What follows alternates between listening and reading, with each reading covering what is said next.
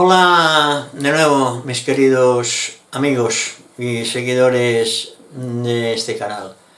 Después de un lapsus, debido a unos problemas que he tenido con las cuentas de YouTube y de Google, o sea, me hackearon la cuenta y bueno, tenemos que hacer todo un proceso para poder recuperar la cuenta.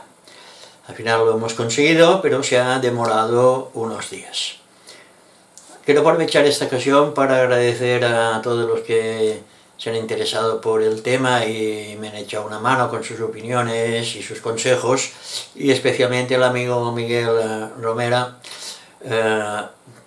por la ayuda que me ha prestado, sin la cual no hubiese yo podido arreglar el tema ese de YouTube, de recuperar las cuentas. Veréis que en estos vídeos, que a partir de ahora ha cambiado un poco el formato de la página, porque tuve que seguir unos consejos que me dieron las de Google para evitar que volviese a ocurrir este tema. Bueno, pues dicho esto, vamos a entrar en materia. Y vamos a empezar ahora la última etapa de los receptores superheterodinos, que es la famosa etapa, la etapa conversora. Una etapa que la gente tiene muchos problemas, por lo que me han hecho llegar, con el tema de la etapa conversora. Es una etapa que es como otra etapa cualquiera, un poco más, podríamos decir, no complicada, sino laboriosa por los componentes que lleva muchas conexiones, y en fin, pero no es una etapa que sea excesivamente tampoco complicada. Sí que es, ya digo, un poco enredosa por esos temas. Y el problema de todo esto es que, claro, influyen conmutadores de bandas, condensador variable, bobinas de antena, bobinas de sintonía, bobinas de osciladora, la de reacción, en fin, un padder, una serie de componentes. Pero, ya digo, esto, como lo iremos viendo paso a paso, veréis que no es tan complicado como parece. Lo que sí que hay que tener muy claro es cómo funciona una etapa de la etapa conversora, la etapa para convertir la señal que nos entra por la antena, convertirla en una señal de frecuencia intermedia para poder amplificarla. Estos tutoriales dedicados a esta etapa lo vamos a hacer en 2 o 3 partes, porque vamos a ir mirándolo todo paso a paso y detenidamente. En esta primera parte es bastante teórica, porque vamos a explicar el funcionamiento de la etapa conversora y el porqué, o sea, la descripción de cómo funciona una etapa conversora. Pues nada, dicho esto, vamos ya a ponernos en materia. Y ya digo, yo no sé si serán 2 o 3 capítulos, porque quiero que la cosa quede bastante clara. Bueno, pues lo dicho, vamos ya a ver ahora cómo se define lo que es la etapa conversora.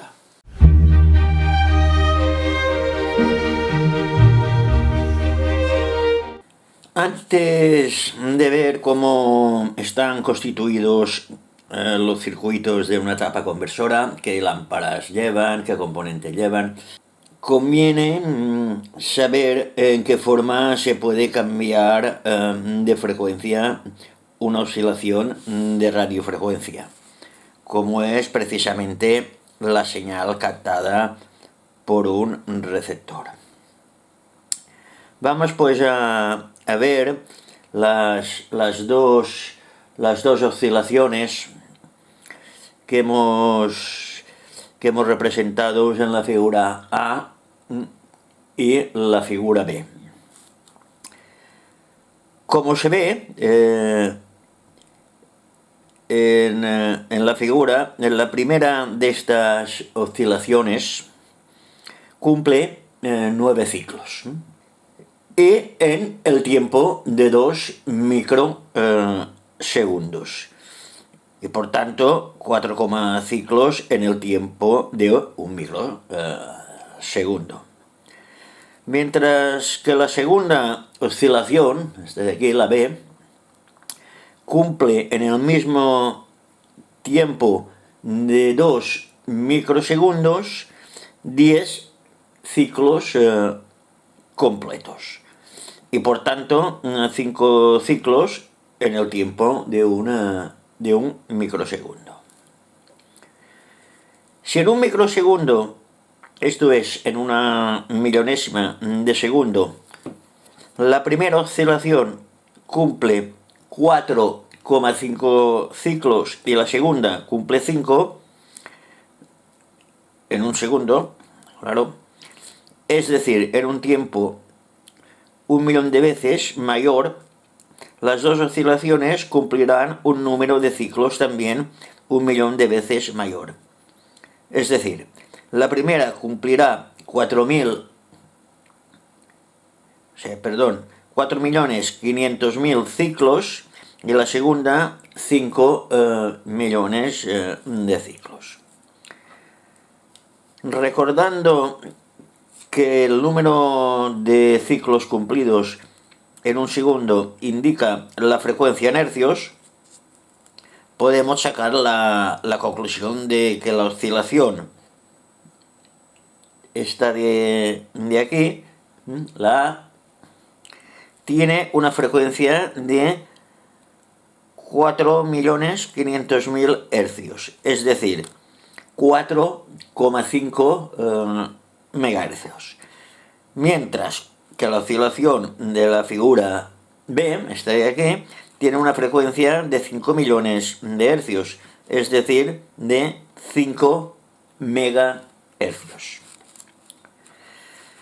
Consideremos ahora el curso que asume la oscilación, la que se obtiene sumando las dos oscilaciones. En el instante inicial, 0 segundos,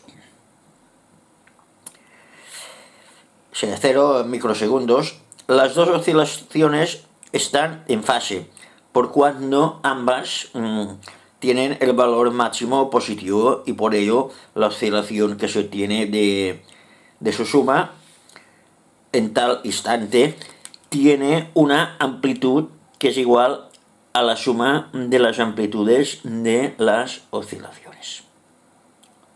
Sin embargo, después de un microsegundo, las dos oscilaciones están en oposición de fase, porque mientras la oscilación de la figura B ha cumplido 5 ciclos, sin embargo, después de un microsegundo, las dos oscilaciones están en oposición de fase, porque mientras la oscilación de la figura B ha cumplido 5 ciclos completos y por consiguiente ha recobrado su valor máximo positivo, la oscilación A, teniendo una frecuencia menor, ha cumplido solo 4,5 ciclos y por tanto ha alcanzado su valor máximo negativo.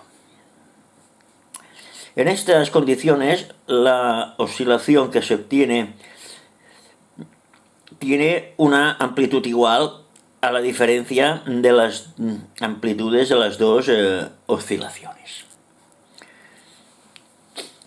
Después de otro microsegundo, es decir, después de 2 microsegundos del instante inicial, las dos oscilaciones están de nuevo en fase, porque la primera ha acabado un ciclo exacto en menos respecto a la segunda, y por consiguiente la oscilación obtenida de su suma total toma el mismo valor que tenía en el instante inicial. En los instantes comprendidos entre los tres casos que estamos viendo, las dos oscilaciones se suman y se restan según que estén en fase o bien en oposición, por lo que resulta una oscilación que tiene el curso de aquí. Inmediatamente podemos ver que tal oscilación tiene el mismo aspecto de una señal de radiofrecuencia modulada en amplitud, por cuanto la amplitud de sus ciclos varía en la forma indicada por las líneas estas de trazos discontinuos. Por esto se comprende que detectando la oscilación de la figura C es posible obtener la oscilación indicada por las líneas de trazo. Esta nueva oscilación tiene una frecuencia que se puede deducir considerando las líneas de trazos. Cada una de esas líneas representa una senoide completa, que es realizada en el tiempo de 2 microsegundos. Y por consiguiente podemos decir que la oscilación modulada tiene un periodo de 2 microsegundos, como podemos ver aquí. Aquí y aquí, pues 2 microsegundos. Dividiendo el número 1 entre el periodo expresado en microsegundos se obtiene la frecuencia de la oscilación expresada en megahercios. En tal caso, podemos decir que 1 dividido por 2 es igual a 0,5 megahercios. Observemos que esta frecuencia es igual a la diferencia entre la frecuencia de las oscilaciones 5 MHz y la de la 4,5 MHz que hemos sumado. Podemos, por tanto, sacar la conclusión de que sumando las amplitudes, dos oscilaciones de frecuencia diferentes y detectando la oscilación que resulta, se obtiene una nueva oscilación con frecuencia igual a la diferencia entre las frecuencias de las oscilaciones sumadas. Esto es importante. Esta propiedad se utiliza para obtener la conversión de frecuencia en los receptores superheterodinos.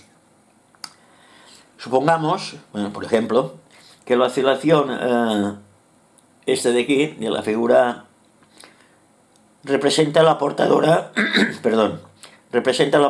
de una señal de radiofrecuencia captada por un receptor sintonizado sobre la frecuencia de 4,5 MHz. Si esa portadora se sobrepone en la etapa conversora a una oscilación con una frecuencia de 5 MHz, como la de la figura 2, resulta la oscilación que vemos aquí, cuya detección se puede obtener a la salida del conversor, una señal con frecuencia de 0,5 MHz.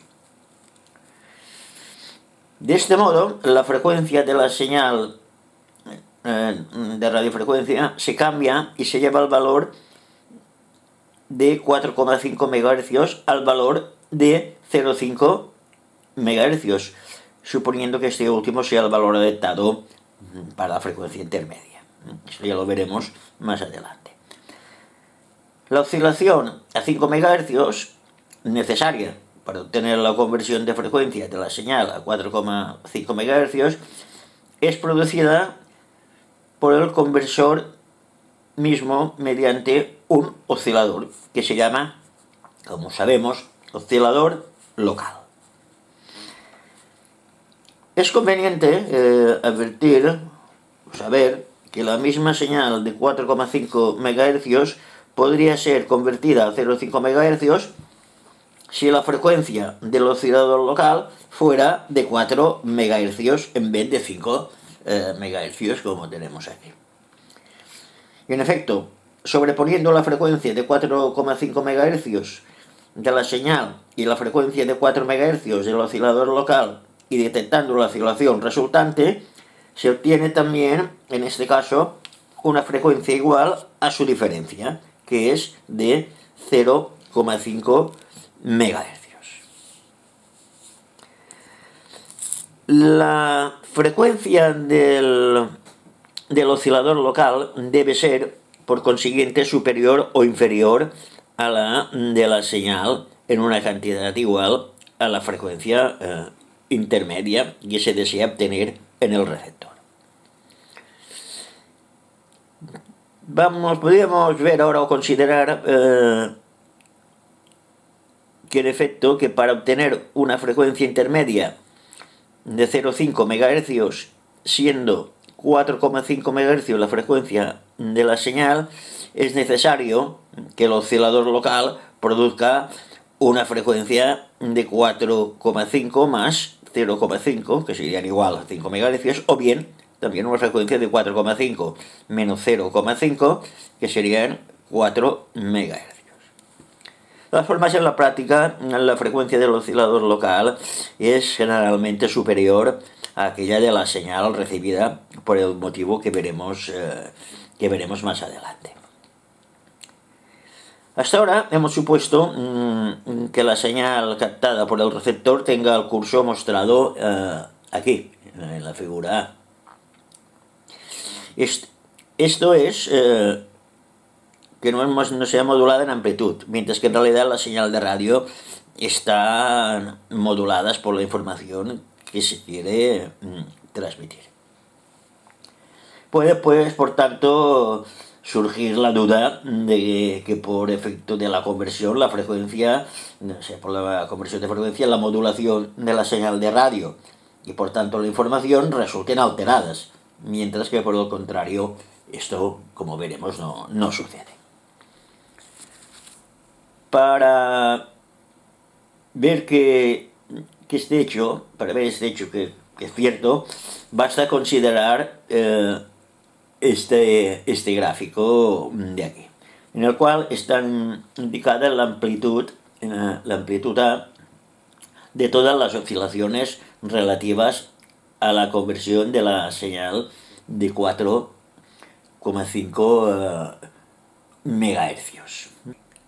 Ahora, sin embargo, tal señal está modulada con una frecuencia de 1 kHz. Y por esto, como sabemos, o deberíamos saber por lo que hemos estudiado anteriormente, comprende también las dos frecuencias laterales. Estas de aquí. O sea, 4500 más 1 sería 4501 kHz. Y de 4500 menos 1 serían 4999 kHz, como vemos aquí. Estas serían las dos bandas laterales, o sea, al lado de la portadora. Y la portadora, como veis, es como es lógico, es de 4500 kHz.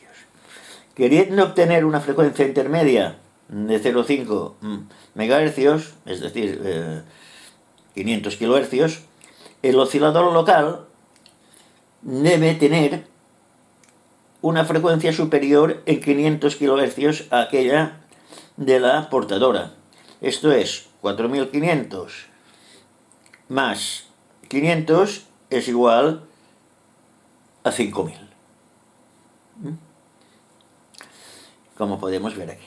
En tal caso, la portadora se convierte en una frecuencia intermedia de 500 kHz. Pero también las dos frecuencias laterales son convertidas, y precisamente la frecuencia lateral de 4499 kHz es convertida a 5000. Menos 4.499. O sea que nos queda en 501 kilohercios. Mientras que la frecuencia lateral de 4.501 se convierte a 5.000, menos 4.501, que son 4.999, como podemos ver aquí.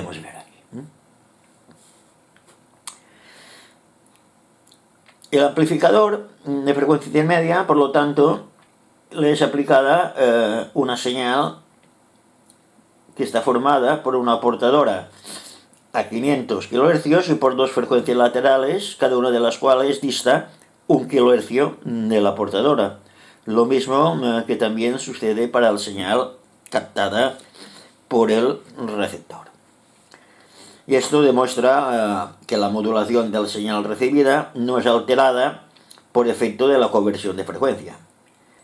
Y esto es, en resumen, más o menos lo que viene a ser el principio de la conversión de frecuencia. Esto es importante tenerlo en cuenta para comprender cómo funcionan los circuitos. Ahora, seguidamente, lo que vamos a ver serán los diferentes tubos que se usan en los circuitos conversores y sus circuitos típicos.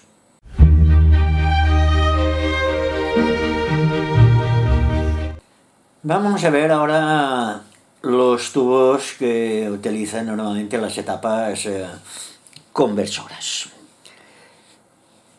Estas etapas conversoras, estos tubos de estas etapas, mediante el oscilador local, debe producir la frecuencia necesaria para obtener la conversión y además debe proveer o sobreponer tal frecuencia y la señal recibida, obteniéndose finalmente la oscilación que se pretende, aparte de amplificarla. Esos tubos solo se diferencian en el conexionado interno, mientras que en este está conectado la reja G5 al cátodo y la G4 con la G2, y en este tubo pues está conectado solamente la G5 con la G3. Estos son en cuanto a los tubos de este tipo, que se llaman también pentarrejillas, por cuanto comprenden 5 rejillas. A pesar de tener ambos los mismos electrodos, los dos tipos de tubos conversores difieren por las conexiones internas entre algunas de sus rejillas. Y a causa de esas diferencias resultan distintos los circuitos de empleo, como veremos a continuación. En referente a los tubos triodo, exodo y triodo heptodo, esos tubos conversores se trata de tubos múltiples por cuanto contienen en su bulbo los electrodos de dos tubos que tienen en común solamente el cátodo. Aquí vemos los signos gráficos y como tienen 6 electrodos en este caso, y el cátodo y las cuatro rejillas.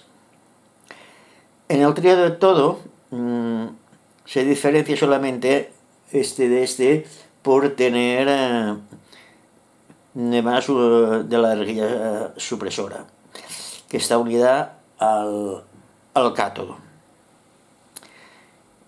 En ambos tipos, los tubos conversores, el triodo es usado por el oscilador. La sección del triodo está utilizada por el oscilador, cuya oscilación es siempre enviada a la reja G3 del exodo o del heptodo. Vamos a ver ahora los circuitos de empleo de estos tubos. Vamos a ver ahora aquí los circuitos típicos de unas etapas conversoras. En primer lugar, vamos a ver este circuito, que como podéis ver, está separado el triodo, la parte osciladora, que está marcado en este recuadro, que está separado del mezclador. La señal de radiofrecuencia captada por la antena es transferida por el arrollamiento L1, que es el arrollamiento de entrada, podríamos decir, al circuito resonante L2C2. Este es un circuito resonante con la bobina, podríamos decir, de sintonía. O sea que este circuito resonante está dispuesto entre la rejilla G1 del tubo conversor y masa. Esta parte del conversor que constituye el circuito de entrada del receptor no se diferencia, por tanto, de un amplificador normal de radiofrecuencia que hemos visto en lecciones anteriores. La frecuencia necesaria para la conversión de la señal de radiofrecuencia es producida por el oscilador local, cuyo circuito, como vemos, está encerrado en este recuadro aquí discontinuo. Se trata de un oscilador tipo Meissner, en el cual el circuito resonante L3C3, este de aquí, determina la frecuencia de las oscilaciones y está insertado en el circuito de la reja del triodo. Mientras que el arrollamiento de reacción, el L4, está dispuesto en el circuito, como veis, en el circuito anódico. La tensión de radiofrecuencia obtenida entre la rejilla del triodo y masa se aplica por medio del condensador C1 a los extremos de la resistencia R1. Por consiguiente, entre la rejilla G3 del lectodo y masa. De esta forma resultan aplicadas dos tensiones al tubo conversor, pero de frecuencias diferentes. La tensión que tiene la frecuencia de la señal recibida, que está presente en la rejilla G1 y entre la rejilla G1 y masa, y la tensión que tiene la frecuencia del oscilador local, que está presente entre la rejilla G3 y masa. Para evitar que las dos rejillas puedan influenciarse recíprocamente por el tema de las capacidades que estudiamos de los tubos, está dispuesta entre ellas entre la rejilla G2, que se comporta como una rejilla pantalla. Con este fin, la tensión de esta última rejilla se mantiene constante por medio del condensador de fuga C6. Las dos últimas rejillas, la G4 y la G5, tienen las mismas funciones de la rejilla pantalla y de la rejilla supresora de un pentodo. O sea, la rejilla G4 tiene una tensión constante, como la rejilla G2, a la cual está unida internamente en el tubo. Mientras que la rejilla G5 está unida al cátodo también internamente dentro del tubo. El tubo conversor puede considerarse por consiguiente como una especie de pentodo que presenta la particularidad de ser controlado por dos rejillas en vez de una sola, como ocurre en los pentodos normales. Efectivamente, el flujo de electrones dirigidos del cátodo hacia el ánodo está controlado ya sea por la tensión aplicada a la rejilla G1, ya sea por la tensión aplicada a la rejilla G3. De este modo se obtiene la superposición de la oscilación de radiofrecuencia captada por la antena y de la oscilación producida por el oscilador local. O sea que la oscilación del oscilador local y la oscilación que tenemos aquí, pues son las dos pues aplicadas al tubo conversor. Para obtener la oscilación con frecuencia igual a la diferencia entre las frecuencias de las dos oscilaciones antedichas, no es necesario recurrir a una verdadera y propia detección mediante uno de los circuitos detectores descritos en lecciones anteriores, porque se ha demostrado que la corriente anódica del tubo conversor se puede considerar formada por el conjunto de varias corrientes de frecuencias diferentes. Entre estas varias frecuencias hay una igual a la de la señal captada por la antena, otra igual a la del oscilador local, una tercera igual a la suma de las dos frecuencias y una cuarta igual a su diferencia. Esta última frecuencia es precisamente la frecuencia intermedia que se desea obtener del conversor y por lo tanto viene separada de las otras, produciendo en el circuito anódico del tubo conversor un circuito resonante L5C5 que tiene una frecuencia de resonancia igual a la frecuencia intermedia. Y por medio del arrollamiento L6 acoplado magnéticamente al L5 se extrae la señal de frecuencia intermedia para aplicarla al amplificador que viene a continuación de F6. El circuito L5C5 y el arrollamiento L6 pertenecen al amplificador de frecuencia intermedia, por consiguiente esto ya lo estudiamos en lecciones anteriores. O sea, esto es el primer transformador de frecuencia intermedia.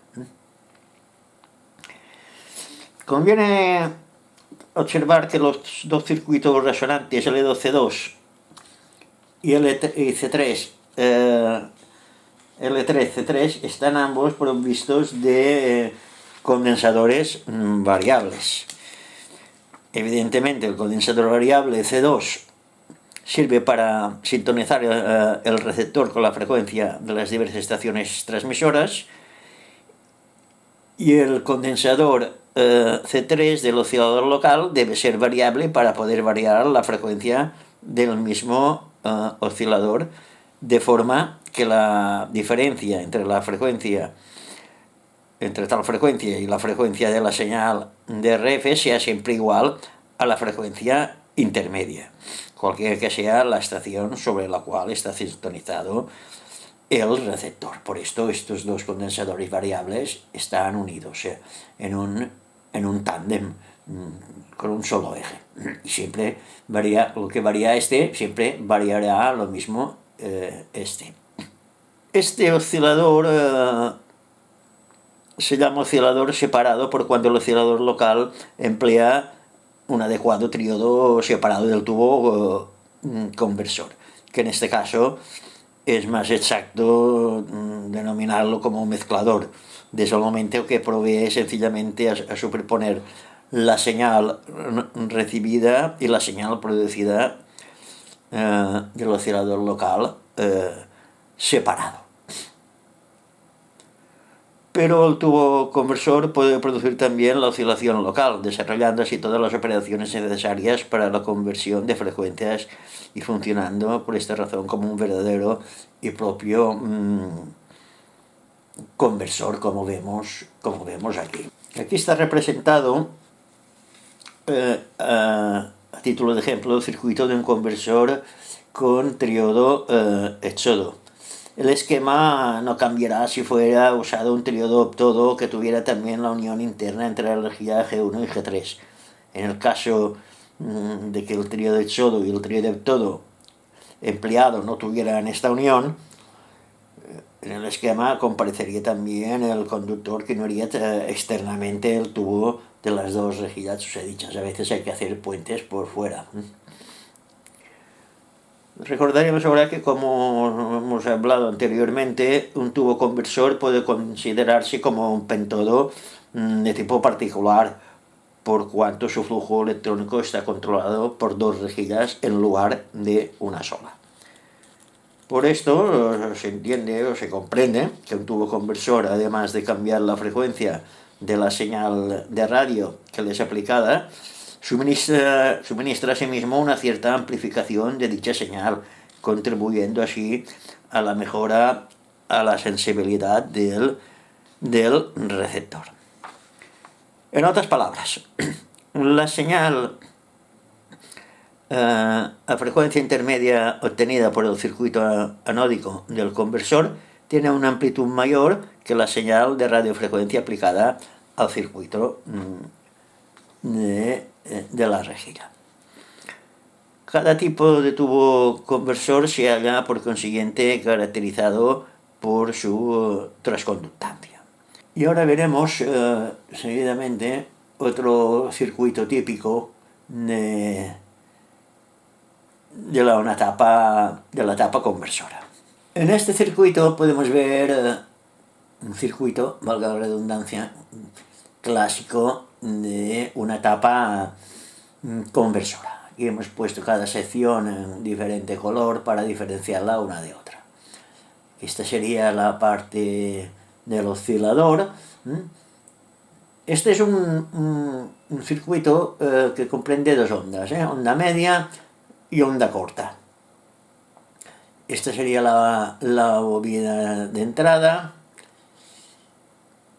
Perdón, esta sería la bobina de entrada. Esto es una trampa que ahora ya no se utiliza, porque esto era para evitar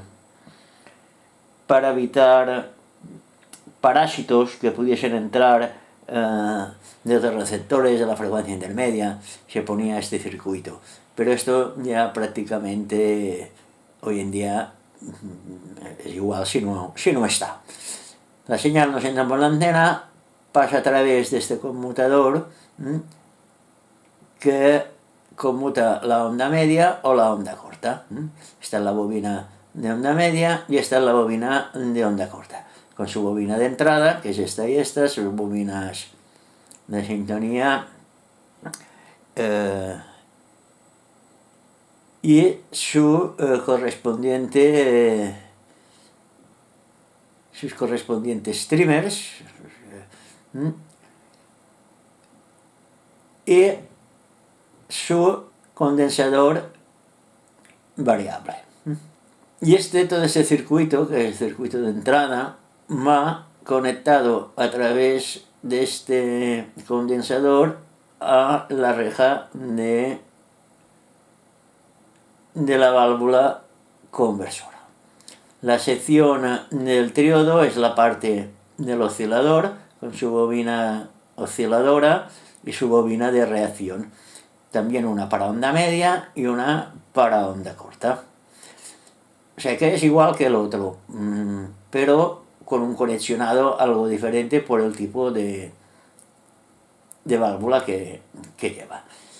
Y el ánodo pues está alimentado a través del primario, del primer transformador de frecuencia intermedia, y aquí ya va al amplificador de frecuencia intermedia. O sea que los circuitos son idénticos a los que hemos visto.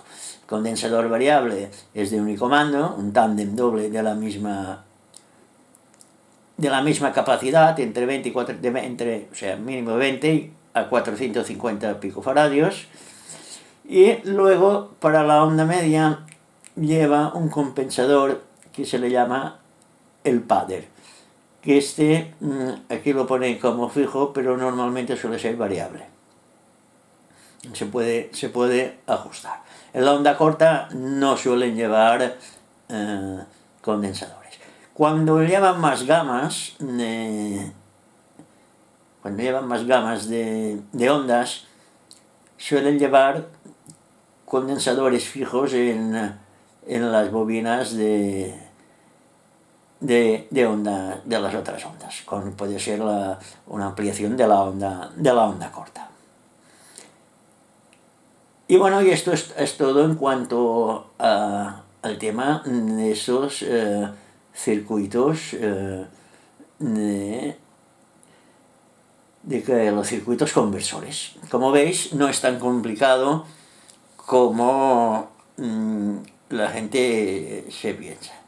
Es un circuito normal y corriente, lleva más componentes, esto sí, pero bueno, si tenemos claro los principios de funcionamiento, como he dicho antes, esto es fácil de comprender. Cómo actúa, pues como tenemos aquí una frecuencia intermedia a través de este tubo. Pues dicho todo esto, ya que en teoría ya sabemos cómo funcionan los circuitos de frecuencia intermedia, ahora lo que vamos a hacer es analizar los componentes, cómo están hechos los componentes y cómo se conectan los componentes que utiliza la etapa conversora.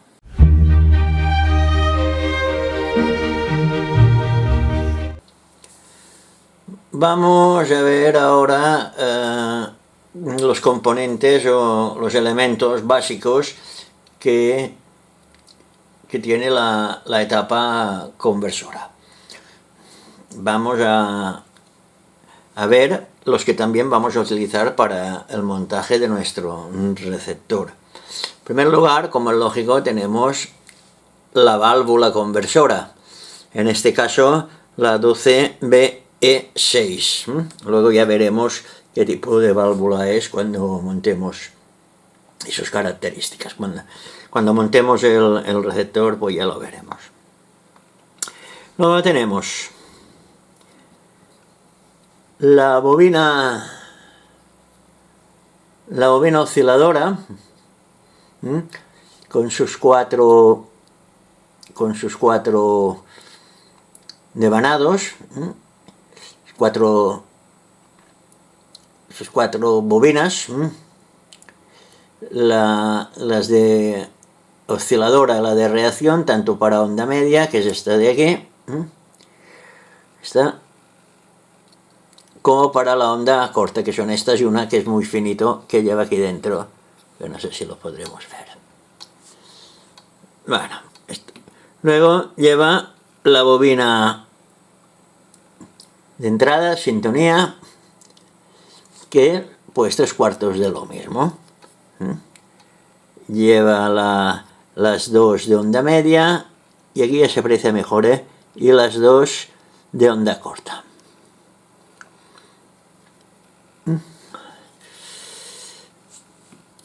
Un padder, que es para la onda media, para compensar la onda media, que va con la bobina osciladora. Luego lleva los 4 trimmers, 2 para la bobina osciladora y 2 para la bobina de sintonía o de entrada. Luego, como es lógico, un conmutador, que dependiendo de las bandas que vayamos a usar, pues tendrá más vías o tendrá menos vías. Lo que sí que tiene que tener como mínimo, son 4 vías, esto como mínimo, y luego las posiciones pueden ser 2, pueden ser 3, pueden ser 4. Más de 4 ya no se hacen ese tipo, no se hacían ese tipo, ya eran de teclado, que eso ya lo veremos cuando veamos todo lo de la frecuencia modulada. Y luego, como no, pues un condensador variable, un tándem de 10 o 12 a 410, 420 picofaradios. Los dos segmentos, las dos secciones son de la misma capacidad. Hay unos condensadores que también llevan unos trimmers, unos compensadores, pero bueno, este no lleva, este es fijo. Y esto es lo que vamos a usar para montar también nuestro receptor. Pero yo digo, estos son los elementos básicos que necesita cualquier etapa conversora. Cada elemento de estos lo iremos viendo por separado a medida que los vayamos montando. Vamos a empezar por hablar del conmutador de bandas y lo vamos a poner mecánicamente en el receptor. Pero antes de entrar en el montaje del receptor, vamos a hablar un poco detenidamente de estos conmutadores de bandas y cómo actúan y cómo van conectados. Y estos son, pues, los componentes que lleva, amén de que lleva, pues, luego unos condensadores, unas resistencias, que estos ya son elementos del circuito. Pero los elementos básicos son estos. Pues vamos ahora a comentar un poco el tema del conmutador de bandas antes de montarlo en nuestro chasis.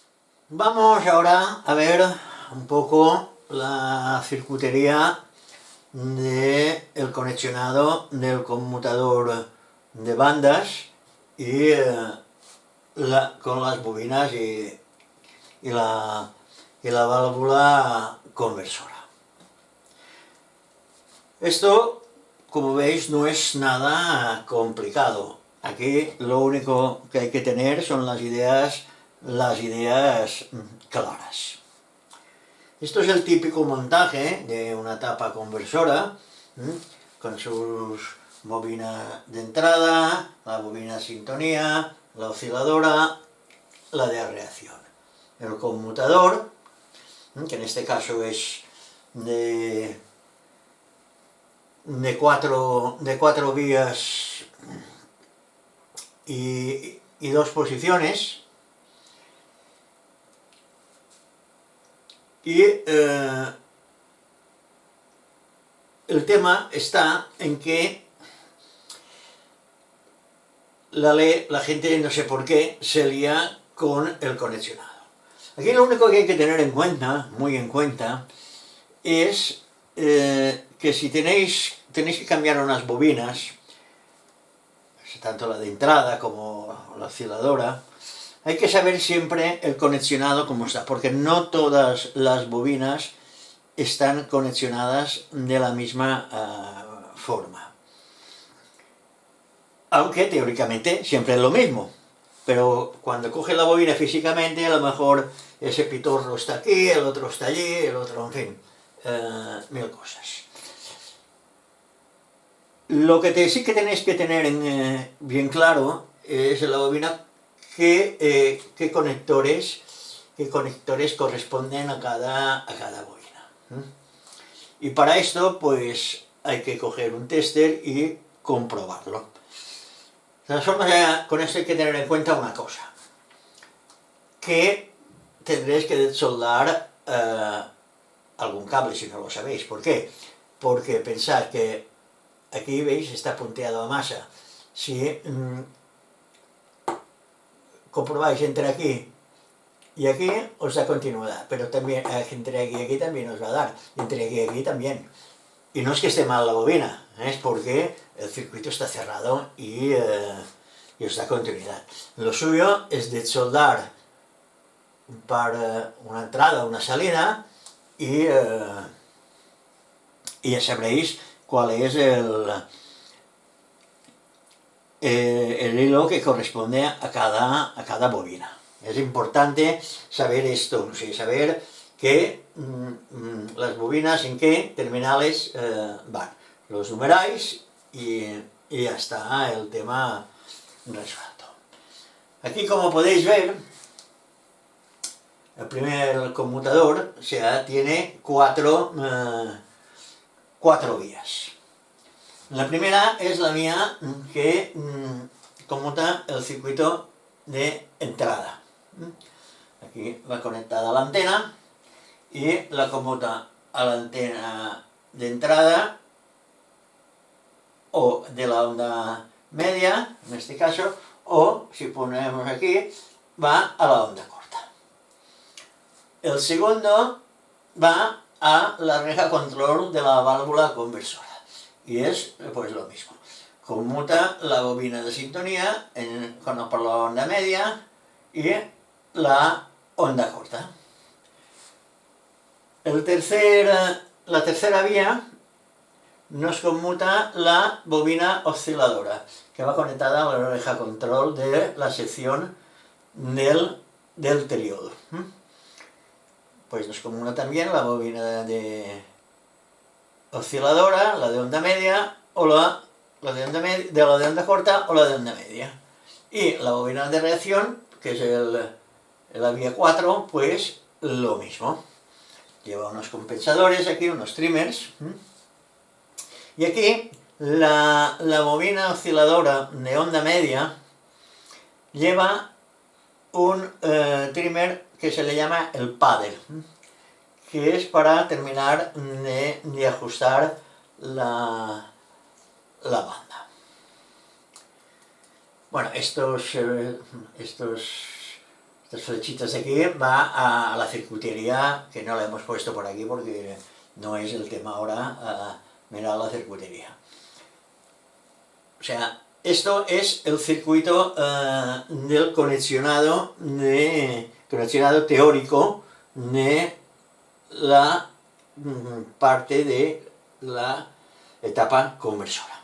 Ya digo, hay que tener claro los conceptos, como hemos dicho antes, y el conexionado. Saber definir lo que es los terminales de las bobinas, a qué corresponde cada terminal. Estos circuitos normalmente suelen llevar conmutadores rotativos, cuando son 2, 3 bandas y fono. Normalmente suelen llevar onda media, onda corta, onda larga. Y algunos llevan onda media, 2 ondas cortas, una extensión de la primera onda corta, y onda larga. No sé si lo he dicho ahora bien. O sea, onda media, 2 ondas cortas y una onda larga. Y hay incluso que llevan, aparte de esas 4, llevan fono, que ya son 5. Más de 5 en conmutadores rotativos de ese tipo es muy difícil que los encontréis. Cuando ya son más, que hay que conmutar más cosas, más bandas, como puede ser frecuencia modulada, como puede ser pick-up, como puede ser, yo qué sé, hay quien conmuta también las lamparitas, unas son azules y unas verdes y otras rojas, en fin, pero esto suelen ser ya conmutadores de teclado, que ya los veremos cuando miremos todo lo que es la FM. Pero bueno, ahora lo que nos importa es el tema del conexionado. Que aquí, bueno, este es el esquema teórico y aquí es el esquema práctico. La bobina de entrada de sintonía y la bobina osciladora, con sus 2 ganados de oscilación, de osciladora y de reacción. Que son 2, 1 y 1, oscilador de reacción y oscilador de reacción, onda media y onda corta. Y esto 3/4 de lo mismo, onda de sintonía o de entrada y de sintonía, y de entrada y de sintonía, onda media y onda corta. Estos son los trimmers para terminar de ajustar y ya está. Este es el condensador variable de dos cuerpos que van unidos, es un tándem que suele ser uno de unos 410, 415 o 420 picofaradios.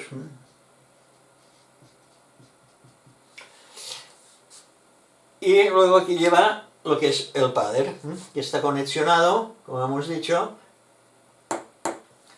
a la bobina osciladora de la onda media. La onda corta no suele llevar ningún condensador. Solo lo lleva en casos de que hay una ampliación de la onda corta.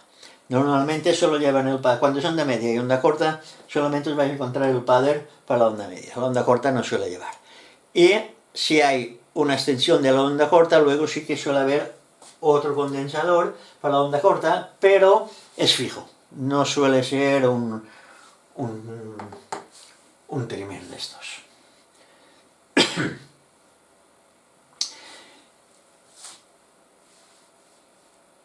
El conexionado pues es igual que este, o sea, aquí hemos puesto solamente dos vías porque tenemos solamente onda media y onda corta, y aquí tenemos uno que es libre, que aquí le podíamos conectar pues UFO, ¿no? Que nos anulase todo lo que es la parte de alta frecuencia o radiofrecuencia y nos conectase pues solamente la parte amplificadora de baja frecuencia para conectarle un tocadiscos, yo qué sé, lo que sea, una cinta, lo que se pueda conectar, un amplificador, funciona como un amplificador solamente de baja frecuencia. Los conmutadores estos rotativos, ya he dicho que hasta 5 vías yo los he visto.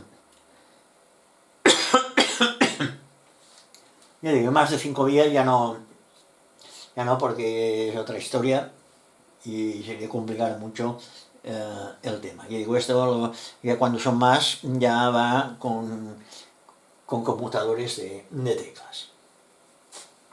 Y este conmutador, como veis, tiene 4 vías. Las 4 vías, por pequeño o grande que sea, siempre tienen que estar, porque son los 4 pasos que necesita para hacer la conversión. Pero las posiciones, ya digo, pueden ser 2, pueden ser 3, pueden ser 4, pueden ser 5. Aquí ya digo, nosotros esto ya solo tenemos 2 porque solo tenemos 2 ondas y ya está, y no tenemos nada más. Y poca cosa más tengo que comentaros de esos. El conexionado es así, esto si tenéis que montar algo, si está montado ya no se hace, ¿no? Pero si tenéis que montar un receptor, yo os aconsejaría que lo hicieseis como yo lo he dibujado aquí. O sea, hacer grupos de colores de ellos, va muy bien. ¿Por qué? Porque si coges la antena, todo lo que es los 3 cables de antena, y los pones de color verde, como en este caso, pues sabéis que los 3 que tienes de color verde, uno es la entrada de la antena, los otros 2 son las 2 salidas. O sea que lo tenéis fácil, con un tester se comprueba una posición y otra, sabéis cuál es uno y cuál es otro. La parte que va a la bobina de sintonía, pues se puede poner, por ejemplo, azul, como lo he puesto aquí, la parte que va a la osciladora, rojo, y la que va a la de reacción, pues o rosa, o amarillo, o marrón, o el color que os venga en gana. Y si tenéis los 4 manojos de 3 cables de cada manojo, de cada color, pues sabéis siempre a qué corresponde cada color. Esto lo veremos cuando montemos el conmutador en el chasis que luego haremos. ¿Más cosas que comentar sobre esto? Pues pienso que nada más. Eso es todo. Como veis, no es tan complicado como la gente se piensa. Ya digo, es tener las ideas claras de qué es cada cosa que hace y cómo funciona. Ya digo, lo más peliagudo que podéis tener es, según el tipo de bobinas, no sé, igual, yo qué sé, que tengáis un receptor que se ha estropeado o se ha fastidiado la bobina de entrada o de sintonía, y la cambiáis y no tenéis una igual. Y ya está ahí, va a ver este cable dónde va, este cable dónde no va, este cable aquí, ahora me funciona, ahora no. Pues la solución más práctica es sacar el esquema de la bobina, dónde va cada bobinado. El de onda corta es muy fácil de detectar porque suele llevar aquí os tengo que comentar una cosa. hay que llevar bobinas de sintonía que en vez de llevar bobinado de nido de abeja, a veces lo llevan también como la osciladora entre vueltas. Pero la diferencia del hilo es muy grande. Uno es un hilo bastante grueso, yo diría que de 1 milímetro o más, y el otro es más fino. O sea, que esto es fácil de detectar. Y las otras, pues no hay otra que desconectar los cables de masa para saber cuál es una y cuál es otra. Pero bueno, esto es un poco de práctica y ya está. Pues bueno, pienso que ha quedado un poco claro en las dudas estas que tenéis, lo que me habéis comentado, que ahora no sé por qué se lía tanto la gente con esto. Y bueno, y ahora lo veremos cómo lo hacemos, cómo lo montamos en el chasis. Vamos en la práctica, en la parte práctica, vamos a montar físicamente el conmutador y montaremos también seguramente el condensador variable, que son poner 4 tornillos, pero no tocaremos nada de los condensadores variables, solamente lo montaremos físicamente. Y haremos el cableado del conmutador y lo dejaremos pendiente para la próxima lección, el próximo tutorial, para ya empezar a conexionar todo lo que es el oscilador, porque iremos paso a paso para que veáis cómo se hace y cómo funciona cada etapa. Como he dicho, montaremos la parte del oscilador, ponemos un oscilador, veremos la frecuencia no resuena, veremos 4 cositas y no lo podremos ajustar porque nos faltará toda la otra parte. Eso ya será al final de todo, cuando hagamos los ajustes y ya está. En este tutorial no vamos a ver los apartados de un poco de historia que hacíamos y de los comentarios del libro del ingeniero Agustín Riu, porque el vídeo este se nos está alargando. Pero bueno, es que estaba interesado en explicar esto bien y insistir en ello, porque ya digo, la gente me ha comentado que tiene todo el mundo muchos problemas con esa etapa. Voy a dejar también unas fotos, unas láminas que también me explica bastante bien el conexionado. Pero bueno, yo pienso que con como lo que hemos visto aquí, queda bastante claro. Es obvio que, claro, esto no lo hemos comentado, pero cuando se gira el conmutador, giramos las 4 vías a la vez. O sea que esto hay que tenerlo en cuenta. El conmutador este da problemas. Da problemas porque a veces los contactos, y son antiguos, los contactos se oxidan, se pone porquería por medio y a veces no conmutan todos. Te conmuta uno, no conmuta, el otro no conmuta, y si no conmuta uno, ya adiós París, ya no tenéis recepción en el aparato. O sea que esos conmutadores, cuidado, comprobar también siempre los contactos y que digo que suelen fallar bastante a menudo en aparatos que tienen sus años. Las bobinas no suelen tener muchos problemas, a no ser que le han hecho alguna borrada y las hayan quemado o un golpe y se rompan o algo así. Y el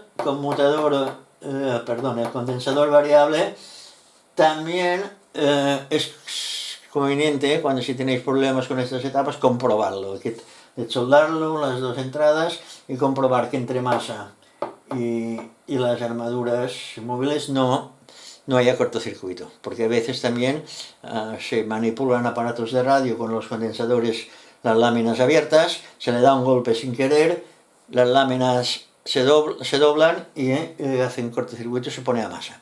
Entonces hay que mirarlo. Con un tester, se pone un tester, se va girando y que no tenga continuidad ninguno de las dos secciones. Pues nada, vamos ahora ya a empezar a montar el conmutador y el condensador variable sobre el chasis del receptor ese que estamos montando.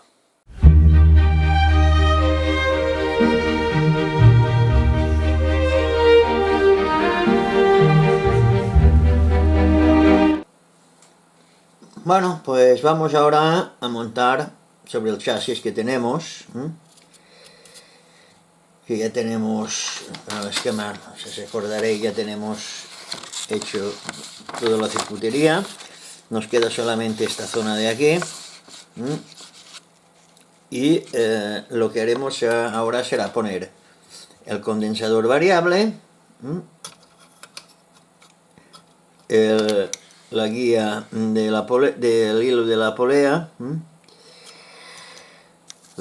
que miraremos cómo lo hacemos. Y bueno, estos son los dos pomos como los demás, y pondremos el conmutador. Pero antes de poner el conmutador, lo que haremos será, ya que lo tenemos aquí fuera, pondremos el cableado.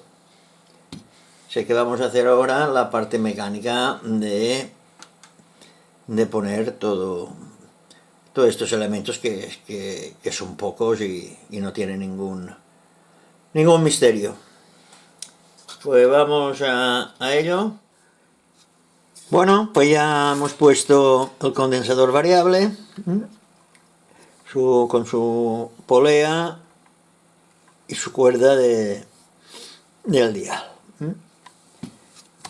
Como veis, ya esto ya funciona. Y bueno, ya está. Y lo que hemos hecho también ahora ha sido soldar los hilos del conmutador. El conmutador lo hemos cambiado. ¿Por qué? Es el mismo que el otro, ¿eh? Lo que pasa es que este es más pequeño, porque no me cabía debajo del chasis. Era una cosa que no tuve en cuenta. Y bueno, y aquel era demasiado grande y me tocaba la parte superior. Por eso os decía cuando empezamos a montar todo esto sobre el chasis, que era importante, con los elementos que tengáis, si lo montáis, distribuirlos bien, mirarlo todo, porque claro, esto se podía haber hecho unos agujeros aquí en medio, que todo bajase un poco, los dos potenciómetros, lo del dial y el conmutador.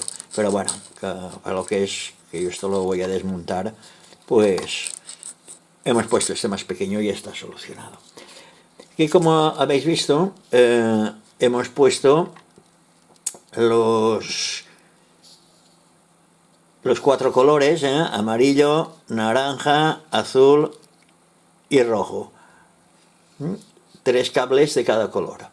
Y hemos marcado, aquí a ver si lo podemos ver, por aquí veis, he marcado todos los cables con un rotulador de estos indeleble, con una franja roja, pues para identificar cuál es el central, cuáles son los centrales, que es lo más, los demás ya con el tester ya lo sabremos, pero el central es importante pues saberlo. Y ahora vamos a poner esto aquí y dejaremos los cables así como están, porque cuando pongamos en la próxima lección, ya que pondremos la osciladora, el padder y todo el tema pues ya los cortaremos a su medida. O sea que hasta ahora lo que haremos aquí será coger y poner la tuerca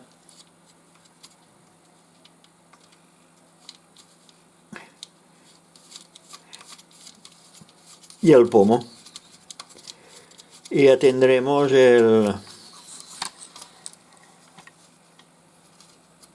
la parte esta pues también lista de todo lo que es el montaje de lo que hemos dicho de los dos componentes estos que hemos montado, que es el conmutador de bandas y el condensador variable con su polea y su hilo del dial. Esto, si alguien lo quiere hacer y quiere guardárselo ya hecho, pues diseña una pequeña caja de madera, le pone un dial, tanto puede ir horizontal como vertical, dependiendo de lo que queráis hacer, y bueno, puede quedar un aparatito bastante bien. Ya digo, y esto lo vamos a dejar así, porque los cables, ya digo, ya los cortaremos a medida cuando el eje es ese del conmutador. Este es el conmutador que yo tengo para pruebas por aquí. Aquí está ya el pobre un poco. Onda media y onda corta. Por eso le hemos puesto estos conmutadores. La ventaja que tienen más posiciones, y quitando una chapita y moviéndola, pues lo puedes hacer que vaya a 1, 2 o 3 o 4 posiciones. Y ya digo, esto ya está, onda media, onda corta. En caso que tuviésemos fono, pues le pondríamos otra conmutación, y si tuviésemos otra onda larga, pues otra. Pero bueno, como no es el caso, pues así se queda. Bueno, y esto lo hemos dejado así, con esta fundita de retráctil, que se lo quitaremos. Seguramente lo dejaremos más pequeña, porque la bobina osciladora seguramente irá por esta parte de aquí, o por aquí, porque conviene que esté lo más cerca del conmutador posible, tanto la osciladora como la de antena. Normalmente se ponen una vertical arriba y otra horizontal, haciendo ángulo recto. Me imagino que por problemas de acoples o algo por el estilo. Y bueno, pues ya nada, esta ha sido todo hasta aquí. Ya digo, en el próximo tutorial ya veremos todo lo que es la parte del oscilador local. Vale, pues espero que os guste y será hasta el próximo tutorial.